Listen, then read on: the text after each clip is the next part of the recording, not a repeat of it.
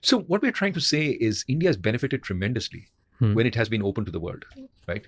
If we want to really sell our goods and services across the world, we have to be part of global supply chains, whether they're service supply chains, whether they're manufacturing supply chains. So closing down our economy is a bad idea. Opening up and engaging with the world is the right idea.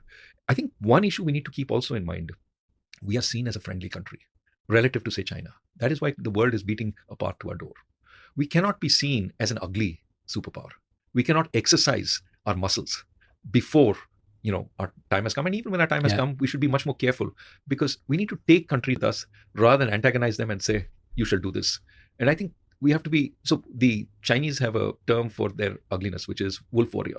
Okay. Because you're flexing your muscles and saying, rest of the world be scared of us. And that causes a reaction. The US imposes tariffs because they're scared of China. Yeah.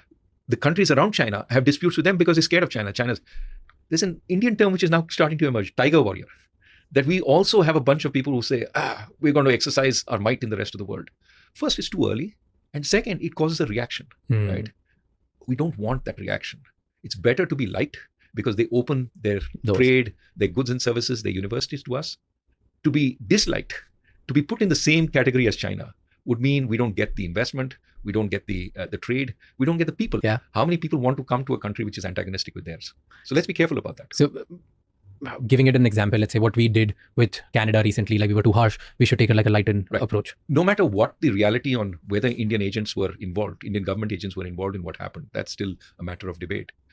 But the reaction to Canada saying, you should not try and kill people on our soil, was of huge indignation. And we, to some extent, pushed back much harder than when the US said exactly the same thing.